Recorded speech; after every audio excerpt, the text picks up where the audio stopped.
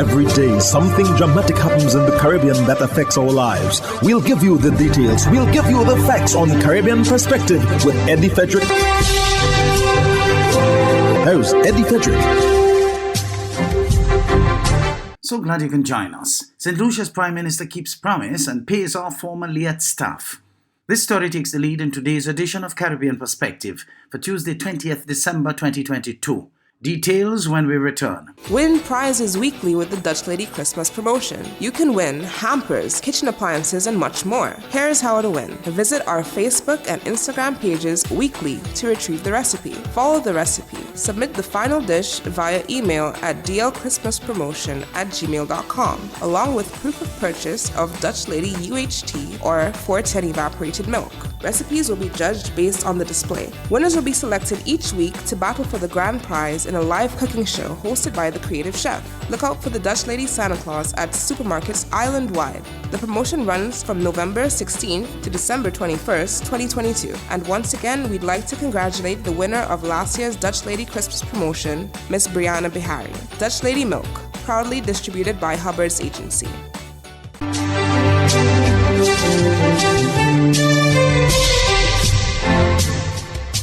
Welcome back. St. Lucia's Prime Minister Philip J. Pear made good on his promise on Friday, December 16th, when 47 former employees of LIAT 1974 Limited finally received their terminal benefits in the form of bond certificates from the government of St. Lucia. The bond certificates are cash redeemable and can also be used as collateral to secure loans. Zane Romulus of the DBS News World has more. In 2020, LIAT 1974 Limited went into liquidation after more than 4 decades of providing air transportation services in the Caribbean region. As a result, a number of St. Lucians who were employed with the airline lost their jobs and had not been adequately compensated. Since then, the employees, through their bargaining agent, the National Workers' Union, had been agitating for severance and other termination benefit payments. During the November 22nd sitting of Parliament, Prime Minister Philip Pear announced that the government would facilitate the outstanding payments by the issuance of government bonds. On Friday, 47 former LIAT workers were presented with the bonds, which collectively totals 4.4 million EC dollars. It was not an easy decision, however, because we understand the plight of these workers, government had no choice. So I commend the staff at the Labour Department who worked very hard in order to put that document together, in order to arrive at it. And I commend the Prime Minister and his team in finance to raise the necessary revenue. The Prime Minister will disclose the amount. I'm not stealing his thunder, so that at least people are aware of the sacrifice that the government is making at this time to ensure that we take care of our people. Former country manager for LIAT, Josie Mesme, noted that the St. Lucian government had set precedents for other regional governments to follow. In August this year, the Leeward Islands Airlines Pilots Association expressed its disappointment at the failure of regional governments to raise the issue of severance payment at a meeting to discuss whether to revamp LIAT 1974 Limited or create a new airline. The St. Lucian workers will be the first set of LIAT employees, former LIAT employees, to receive their severance.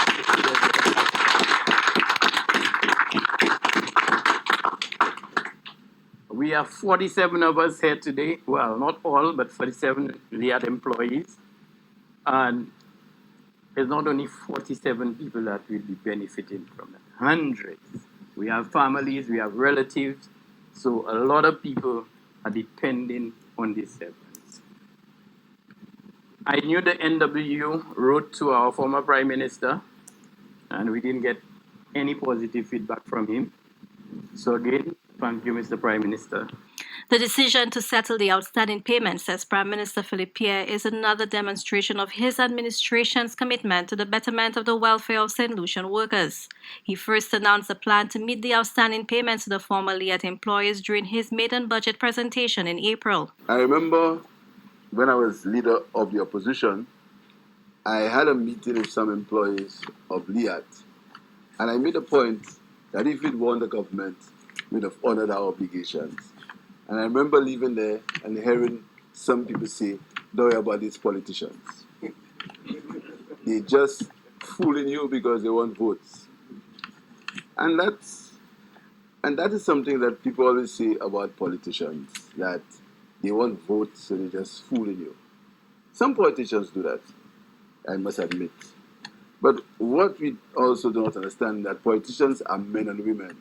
They have their faults, they have their strengths, they have their weaknesses. Some of us seem to look for perfection in politicians, not understanding that politicians sometimes mirror the society that they live in. But when I made that statement, at the time, it was a brave statement to make, very brave, because I'd known what the other governments were doing. And when you go into government and I had a chat with my colleagues, they thought I was insane. They thought I was insane because they were saying to me, how can you pledge $4.4 million to pay for an airline that is broke? The government will also be paying similar benefits to former employees of the foreign-owned garment manufacturing company Majestic Industries Limited that ceased operations in St. Lucia in 2004 without paying the legal entitlements to the workers.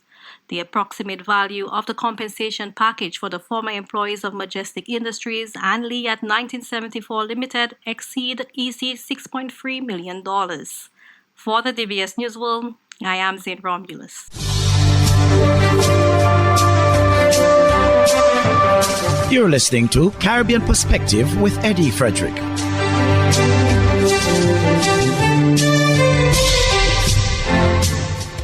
The president of Trinidad and Tobago's Supermarkets Association, Rajiv Dipti, is noticing a decrease in spending this Christmas season. He spoke about consumer trends on TV6's Morning Edition, and Nicole M. Ramani reports. The head of the Supermarkets Association, Rajiv Dipti, notes that consumers have shifted their spending patterns this year, but not because of the pandemic. This time, he attributes it to recent inclement weather. With things that happened, like the flooding, and we've seen a depreciation in customers' pockets, and we've seen that it's been very difficult to maintain that kind of bumper Christmas expectation. Especially, you've seen that in our sector, yes, the prices have gone up, but the prices have also been slashed comparatively as the competition is very high. So it's very difficult, especially when you're sitting on that kind of inventory. He further notes that criminals are eyeing the Christmas season as well. We've also seen a rise in the pilferage aspect of things. That has definitely gone up. I've received a number of calls this week on that, and it's something where we're looking at it as well. So we're seeing a more conservative customer. We're seeing a higher level of desperation in connection with the crime that's taking place. And we're seeing that stores are pushing sales as much as they can because nobody wants to be sitting on goods come January month. Mr. Dipti also highlights the trading and networking factors that impact food prices in the region. Supply chain exigencies have not disappeared, and yet, as you so correctly pointed out, there are still issues in mainland China, and part of the problem is that inter-island trading within CARICOM is still so difficult. I was talking to root processors this week who have told me that it's very difficult at this time to get products like sweet potato and cassava for the inputs for their manufacturing. Nicole M. Romani, TV6 News. The recently appointed Acting Deputy Commissioner of Police, Ramnarayan Samaru, has called on the public to have more respect for members of the TTPS, the Trinidad and Tobago Police Service. TTT News has more. In early December, Mr. Samaru, along with Kurt Simon, had their appointments as acting deputy commissioners of police approved by Parliament. Speaking at the TTPS media briefing, Mr. Samaru vowed to continue the good fight to improve the crime situation, but also urged the public to do its part. However, Mr. Samaru made an appeal to the public to ensure officers are respected in the conduct of their duties. There are a number of weapons that are outside, because the weapons of choice are firearms. And every bullet, every round of ammunition we take off the streets of Trinidad and Tobago. Because without the rule of law Trinidad and Tobago will be chaos. And the people who are endowed to hold up the rule of law is the police. We need to bring back respect for our police officers. We need to show respect. For this, the Commissioner of Police and the Executive commend Constable Mitchell and Constable Karim. We call on Constable Mitchell to receive at the... Deputy Commissioner of Police, Kurt Simon, said he believes the police are well equipped to ensure there is law and order, adding that the TTPS will also work on its shortcomings. Change of attitude, a change of mindset. And we know that in the TTPS, we have some changes to undergo. We are not going to put our heads in the sand and say that we are a perfect unit. But we do realize that a number of our imperfections, which are far less, take it from me, our imperfections are far less from the good that we perpetuate.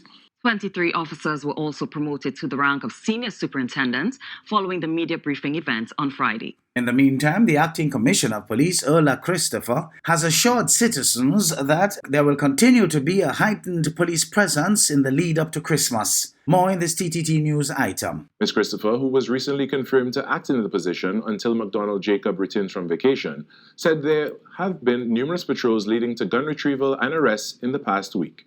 But she also urged citizens to safeguard themselves. We have increased visibility. We have increased patrols. Our patrols have been augmented by officers from the specialist sections. We continue to advise business owners and to sensitize them on our activities. We continue to sensitize them on how they can protect themselves. Christopher also commented on her first week as the Acting Commissioner of Police and promised to work at reducing the crime level. It is not an impossible task. Okay? And we are sure that as a leadership team, we will continue to implement strategies that will mitigate against that. So let's wait and see. The Bahamas' Foreign Affairs Minister, Fred Mitchell, condemns article written in international publications in relation to the Bahamas and FTX.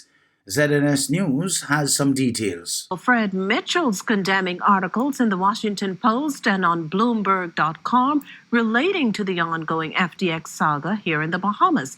In the case of Bloomberg, it's alleged the Bahamas told FTX founder and former CEO Samuel Bankman-Fried to mint new crypto coins as FTX collapsed. Minister Mitchell says the information being offered is unfounded. The import of those articles is that we are a nation of crooks, robbers, thieves, and colluders and co-conspirators, and we are bound by our history of that. Now, these are American authors writing about us, a country where every year 6 million Americans come and have a great vacation and a wonderful exchange with our people. So if we're that bad, why come here? And the articles are offensive, and they deny the legacy of my parents and other Bahamians who built up a decent country, which we enjoy, and 6 million American tourists enjoy every year. The articles are simply inaccurate.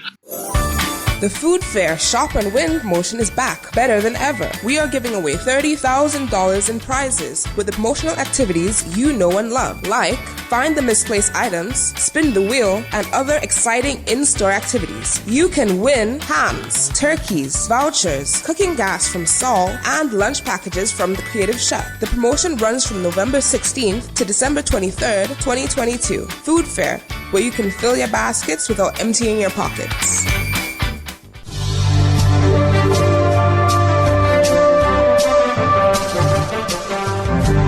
I am Eddie Frederick. This has been Caribbean Perspective, a whole new approach to highlighting developments in the Caribbean. In the meantime, please continue to log on to CaribbeanPerspective.com for more daily news and more.